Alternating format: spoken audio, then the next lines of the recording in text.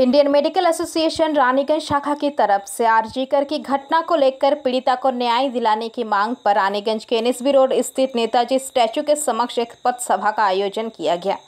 इस दौरान यहां उपस्थित थे इंडियन मेडिकल एसोसिएशन के प्रेसिडेंट चैताली वासु, सेक्रेटरी पियाली दास गुप्ता, सुप्रसिद्ध doctor S K. Vasu, doctor Anirban Ghosh, Anindita Ghosh, समाजसेवी राजेंद्र प्रसाद खैतान आदि।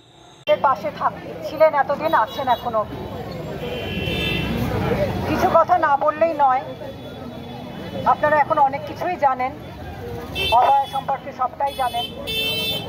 জুনিয়র ডাক্তাররা একটা সংগ্রামী উৎসবে এখন নেমেছেন, একটা নীতির উৎসব। দুর্নীতি থেকে দূর করে সুস্বাস্থ্য নিয়ে আসা, থ্রেট কালচার সরিয়ে দিয়ে একটা ঝকঝকে পরিষ্কার স্বাস্থ্য পরিবেশ নিয়ে আসা আর অভয়ার জাস্টিস দাবি কিন্তু খুব বেশি নয়। তা সত্ত্বেও তাদের এই দাবি শোনার জন্যে তাদেরকে দাগিয়ে দেওয়া হচ্ছে তারা নাকি রাজনীতি করছে। জানি না নীতির সঙ্গে যারা থাকেন, দুর্নীতি যারা সরাবেন, তারাই কি রাজনীতি করছেন?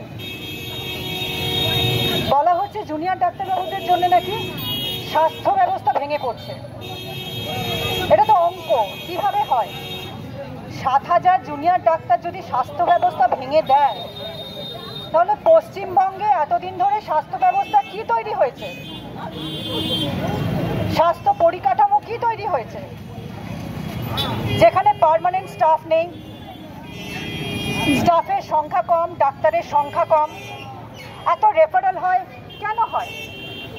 এত সুপার স্পেশালিটি তৈরি করে দেওয়া হয়েছে, তার হিসেব কোথায়?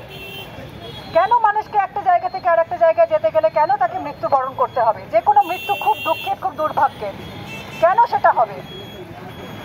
এর বিরুদ্ধে তারা সোচ্চার হয়েছে, তাতে তাদের রাজনীতির রং লাগিয়ে দেওয়া হচ্ছে। বিভিন্ন শ্রেণীর নাগরিক বৃন্দ যারা এখানে সমবেত হয়েছেন, সবাইকে সংগ্রামী অভিনন্দন জানাই।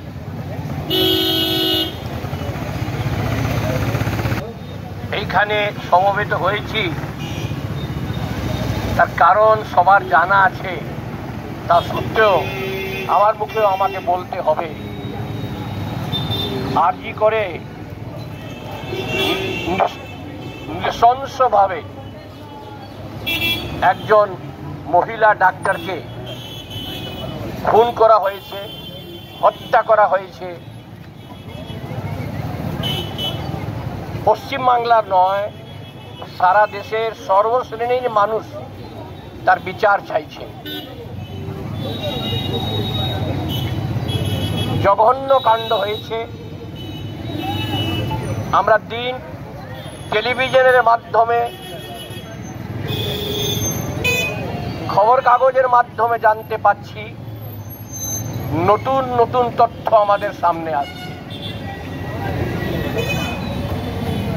ভালো লাগছে যে सुप्रीम कोर्ट आंदोलन में बैठ के बहुत मन से बहुत तकलीफ हो रहा है। क्यों इतना जिद है? ऐसा क्या उन्होंने डिमांड रखा है? एकदम उनका वान सही है, ऐसा तो कोई डिमांड नहीं है जो पूरा नहीं किया जा सकता है। उनकी डिमांड को मेरा तो यही है कि उनकी डिमांड को सरकार सुने और पूरा करे। ये कर रहा है, उनका मांग सुनना चाहिए सरकार को, बस। और क्या कहूँ? আপনারা দেখুন, আজকে আমরা কেঁচো খুঁড়তে সাপের জায়গায় গিয়ে পৌঁছেছি। আমরা যে দুর্নীতির আখড়া স্বাস্থ্য দপ্তরে দিনের পর দিন প্রত্যেকটা মেডিকেল কলেজ, প্রত্যেকটা সরকারি হাসপাতাল, প্রত্যেকটা ছোটোখাটো প্রাইমারি হেলথ সেন্টার, সব জায়গায় যে আখড়াটা হয়েছে, সেই ঢাকায় ঢিল কিন্তু আমরা মেরে দিয়েছি। তার প্রমাণ আমাদেরই ডাক্তার বন্ধুরা। আমরা কিন্তু এতে কোনো কিছু এক পেশে মনোভাবও দেখাইনি। যারা যারা এতে দুর্নীতিতে যুক্ত, আপনারা হিসেব করে দেখবেন, লজ্জা করে বলতে, তার ৮০ থেকে ৮৫% ডাক্তার। আমরা সেই ডাক্তারকে ডাক্তারই মনে করি না। আমরা মনে করি তারা মনের মধ্যে কতগুলো শিয়াল ঢুকে গেছে। আরেকটা কথা বলা হচ্ছে যে 23টা মৃত্যু হয়েছে, 70,000 রুগীকে দেখা হয়নি, সর্বৈব মিথ্যে কথা।